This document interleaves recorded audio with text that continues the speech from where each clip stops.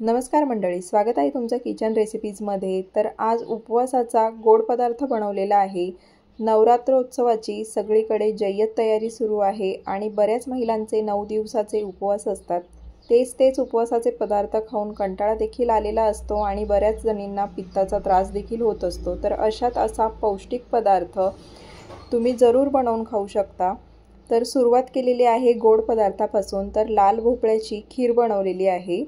तर यासाठी मी अर्धा पाव एवढा लाल भोपळा घेतलेला आहे आणि या लाल भोपळ्याची पाठीचा भाग जो आहे तो काढून घेणार आहे।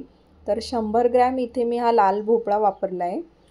त्याच्या पाठीकडचा भाग काढून घेतल्यानंतर बारीक असा हा किसून घेतलेला आहे। तर किसल्यानंतर 1 वाटी या लाल भोपळ्याचा किस भरलेला आहे। अर्ध्या वाटीहूनही कमी अशी मी साखर इथे वापरली आहे। काजू बदाम असे ड्रायफ्रूट्स इथे वापरलेले आहे। आता खीर बनवायला घेऊया। त्यासाठी गॅसवर एक टोप गरम करायला ठेवला आणि चमचाभर त्यात तूप टाकून घेतलं। तुपामध्ये आधी ड्रायफ्रूट्स हे थोडेसे भाजून घेतले। अगदी मंद आचेवर हे ड्रायफ्रूट्स भाजून घेतले आणि त्यात किसलेला भोपळा देखील भाजून घेतला। तर अगदी 2 ते 3 मिनिटांसाठी हा भोपळा तुपावर भाजून घ्यायचा आहे आणि त्यानंतर यामध्ये मी 2 वाटी इतकं दूध टाकून घेतलं।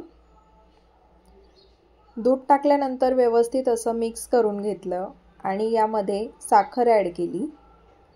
तर साखर ॲड केल्यानंतर व्यवस्थित असं ढवळून घ्यायचं आहे आणि त्यानंतर 7-8 मिनिटं ही खीर व्यवस्थित अशी उकळू द्यायची आहे।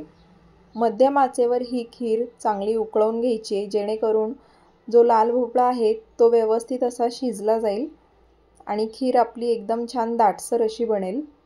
तर या ठिकाणी तुम्ही बघू शकता खीर आपली तयार झालेली आहे आणि अतिशय पौष्टिक अशी ही लाल भोपळ्याची खीर अगदी झटपट अशी तयार होते। तर या नवरात्रीमध्ये तुम्ही देखील ही रेसिपी जरूर ट्राय करून बघा आणि जर आजची रेसिपी आवडली असेल तर कमेंटमध्ये नक्की कळवा। चॅनलवर जर नवीन असाल तर चॅनलला लाईक, शेअर, सबस्क्राईब नक्की करा। धन्यवाद।